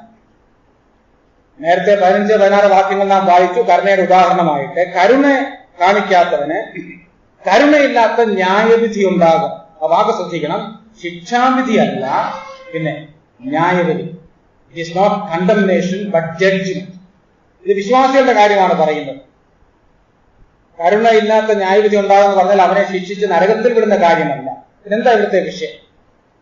നമുക്കറിയാം 2 Corinthians 5:10 അനുസരിച്ച് നാം എല്ലാവരും ഒരിക്കൽ ക്രിസ്തുവിന്റെ ന്യായാസനത്തിന് മുൻപാകെ എന്ത് ചെയ്യേണ്ടി വരും? നിൽക്കേണ്ടി വരും. എന്തിനു വേണ്ടി അവിടെ നിൽക്കുന്നത്? ക്രിസ്തുവിന്റെ ന്യായാസനത്തിന് മുൻപാകെ എന്തിനു വേണ്ടിയാണ്? അത് പ്രതിഫലം വാങ്ങിക്കാൻ വേണ്ടിയാണ്. അങ്ങനെ നിൽക്കുമ്പോൾ അടുത്ത വാക്യത്തിൽ പറയുന്നത് കരുണ ന്യായവിധിയെ ജയിച്ച് പ്രശംസിക്കുന്നു എന്ന് പറഞ്ഞ അർത്ഥമെന്താ? കരുണ ന്യായവിധിയെ ജയിച്ച് പ്രശംസിക്കുന്നു. ക്രിസ്തുവിന്റെ ന്യായാസനത്തിന് മുൻപാകെ പ്രതിഫലം വാങ്ങിക്കാൻ നിൽക്കുമ്പോൾ ഈ ഭൂമിയിൽ ദൈവത്തിന്റെ കരുണ പ്രാപിച്ച് ആ കരുണ മറ്റുള്ളവരുമായി പങ്കുവെച്ച് ജീവിച്ചവർക്ക് ലജ്ജിക്കേണ്ട ആവശ്യം വരികയില്ല, പ്രശംസ ഉണ്ടാകും. എങ്ങനെ? അവർക്ക് ദൈവം അവരോട് കരുണ കാണിക്കുന്ന പ്രതിഫലത്തിന്റെ രൂപത്തിലാണ്. അവർ ഇവിടെ ഈ ഭൂമിയിൽ ചെയ്തു കൂട്ടിയ എല്ലാ തരത്തിലുള്ള കാരുണ്യ പ്രവർത്തികൾക്കും ദൈവം എണ്ണി എണ്ണി പ്രതിഫലം കൊടുക്കും. അങ്ങനെ ദൈവം ഭാവിയിൽ കരുണയുള്ളവരോട് കരുണ കാണിക്കും, അഥവാ പ്രതിഫലം കൊടുക്കുന്ന കാര്യമാണ് ഇവിടെ പറയുന്നത്. അങ്ങനെയാണ് കരുണ ന്യായവിധിയെ ജയിച്ച് പ്രശംസിക്കുന്നത്. കരുണ കാണിക്കാത്തവര് അവർക്ക് പ്രതിഫലം കിട്ടുകയില്ല. അവർ രക്ഷിക്കപ്പെട്ടവരാണ്, അവരുടെ ആത്മാവ് രക്ഷപ്പെടും, പക്ഷേ അവർക്ക് പ്രതിഫലമൊന്നും കിട്ടുവാനില്ല. ഇത് പറഞ്ഞിട്ടാണ് 15-16 വാക്യങ്ങളിൽ ഒരു സഹോദരനോ സഹോദരിയോ നഗ്നരോ അഹോദത്തിക്ക് വകയില്ലാത്തവരോ എന്ന് യാക്കോബ് പറയുന്നത്. അപ്പോൾ പ്രിയപ്പെട്ടവരെ, നാം ഓർക്കണം, നാം ചെയ്യുന്ന എല്ലാ കാരുണ്യ പ്രവൃത്തികളും ദൈവം തന്റെ സ്മരണയുടെ പുസ്തകത്തിൽ എഴുതി വയ്ക്കും. അതിനെല്ലാം എണ്ണി എണ്ണി ദൈവം പ്രതിഫലം തരാൻ പോവുകയാണ്. ഈ ഭൂമിയിലായിരിക്കുമ്പോൾ തന്നെ ദൈവത്തിന്റെ കരുണയും നന്മയും കരുണയും അവന്റെ കരുണയും കൃപയും നമുക്ക് സുരക്ഷിതത്വം തരും. അവർ നമ്മുടെ പിന്നാലെ വരും. ദൈവത്തിന്റെ വാച്ച് ഡോഗ്സ് ആണ് ഈ നന്മയും കരുണയും എന്ന് ഒരു ഭക്തൻ പറഞ്ഞിട്ടുണ്ട്. ദൈവത്തിന്റെ കാവൽ പട്ടികളാണ്. നമ്മെ സൂക്ഷിക്കാൻ വേണ്ടി ദൈവം നമ്മെ കരുണ കൊണ്ട് പൊതി. തീർന്നില്ല, നിത്യതയിലും ഈ കരുണ മറ്റൊരു നിലയിൽ നാം അനുഭവിക്കാൻ പോവുകയാണ്. എങ്ങനെ? പ്രതിഫലത്തിന്റെ രൂപത്തിൽ. അതുകൊണ്ട് ഇന്ന് നാം കാണിക്കുന്ന കരുണയൊന്നും വൃഥാവിലല്ല, അതിനെല്ലാം പ്രതിഫലമുണ്ട്. നമ്മൾ വിലാപങ്ങൾ പുസ്തകത്തിൽ വായിക്കുന്ന പോലെ നാം മുടിഞ്ഞു പോകാതിരിക്കുന്നത് അവന്റെ കരുണ ഒന്നുകൊണ്ടാണ്. പിന്നെ നാം വായിക്കുന്നു അവന്റെ ആ കരുണ അത് രാവിലെ തോറും പുതിയതായിരിക്കുന്നു. പുതിയ കരുണ, പുതിയ കൃപ ദൈവം തരുന്നവനാണ്. ആ കരുണയുടെ നദിയിൽ കൂടെ സഞ്ചരിക്കുന്നവരാണ് നാം. ആ കരുണ പ്രാപിച്ച് ജീവിക്കുന്നവരാണ് നാം. അങ്ങനെയാണ് നാം ജീവിക്കേണ്ടത്. അങ്ങനെ നാം കരുണ ദൈവത്തിൽ നിന്ന് പ്രാപിക്കുക, നാം കരുണ കാണിക്കുക, വീണ്ടും കരുണ പ്രാപിക്കുക, കരുണ കാണിക്കുക. ഇത് it's an on going process. ഇങ്ങനെ കാരുണ്യം പ്രദർശിപ്പിക്കുന്നവർക്ക് ഈ ഭൂമിയിലും ദൈവത്തിൽ നിന്ന് കൂടുതൽ കൂടുതൽ കരുണ ലഭിക്കും. കൂടുതൽ കൂടുതൽ കരുണ മറ്റുള്ളവരോട് കാണിക്കാൻ സാധിക്കും. ഒരിക്കൽ നാം ക്രിസ്തുവിന്റെ ന്യായാസനത്തിന് മുൻപാകെ നിൽക്കുമ്പോഴും കരുണയുള്ളവർ ലജ്ജിക്കേണ്ടതായിട്ട് വരികയില്ല. കാരണം ദൈവം ധാരാളം പ്രതിഫലം നമുക്ക് വേണ്ടി ഒരുക്കിയിട്ടുണ്ട്. അതുകൊണ്ട് അവർ ആനന്ദപൂർണ്ണരാണെന്ന് കർത്താവ് പറയുകയാണ്. അതാണ് ആനന്ദത്തിന്റെ രഹസ്യം. ഇന്നലെ സൗമ്യതയെ കുറിച്ച് നാം കണ്ടത്, ഇന്ന് കരുണയെ കുറിച്ചാണ് നാം കണ്ടത്. ഇത് രണ്ടും നാം കൾട്ടിവേറ്റ് ചെയ്യേണ്ട, നാം പരിപോഷിപ്പിക്കേണ്ട, നാം വളർത്തിയെടുക്കേണ്ട ഗുണവിശേഷങ്ങളാണ്. അത് വളർത്തിയെടുക്കുവാൻ നമുക്ക് എങ്ങനെ സാധിക്കും? ഇന്നലെ പറഞ്ഞത് ആവർത്തിച്ച് പറയട്ടെ, ദൈവത്തിന്റെ പരിശുദ്ധാത്മാവിനും ദൈവവചനത്തിനും നമ്മെ തന്നെ കൂടുതൽ കൂടുതൽ വിധേയപ്പെടുത്തി കൊടുക്കുക. അങ്ങനെയാണ് കരുണയുള്ളവരായി നാം തീരുന്നത്. കർത്താവാണ് കരുണയുടെ മോഡൽ. ദൈവം കരുണയുള്ളവനാണ്. അങ്ങനെയാണെങ്കിൽ ദൈവമക്കൾ എന്ന് പറയുന്ന നാം എന്ത് ചെയ്യണം? തീർച്ചയായും ഈ കരുണ പ്രദർശിപ്പിക്കണം. പിതാവിന്റെ ഗുണവിശേഷങ്ങളാണ് മക്കൾ പ്രദർശിപ്പിക്കുന്നത്. നമ്മുടെ ദൈവം കാരുണ്യവാനായതുകൊണ്ട്, നമ്മുടെ കർത്താവ് കാരുണ്യമൂർത്തി ആയതുകൊണ്ട് നമുക്ക് കരുണയുള്ളവരായി തീരാം. കാരണം ഇന്നത്തെ ലോകത്തിന്റെ ഏറ്റവും വലിയ ആവശ്യവും അത് തന്നെയാണ്. കരുണ പറ്റിയ ഒരു ലോകത്തിൽ, കാരുണ്യം നഷ്ടപ്പെട്ട ഒരു ലോകത്തിൽ കരുണയുടെ ആ രൂപങ്ങളായിട്ട്, കരുണയുടെ മൂർത്തിഭാവങ്ങളായിട്ട് തീർന്ന് ഈ ആനന്ദ വർണ്ണനയിലെ അനുഗ്രഹങ്ങൾ ഒക്കെ അനുഭവമാക്കുവാൻ ദൈവത്തിന്റെ പരിശുദ്ധാത്മാവ് നമ്മയെല്ലാം സഹായിക്കട്ടെ എന്ന് പ്രാർത്ഥിച്ചുകൊണ്ട് ഞാൻ എന്റെ വാക്കുകളെ ഉപസംഹരിക്കുന്നു.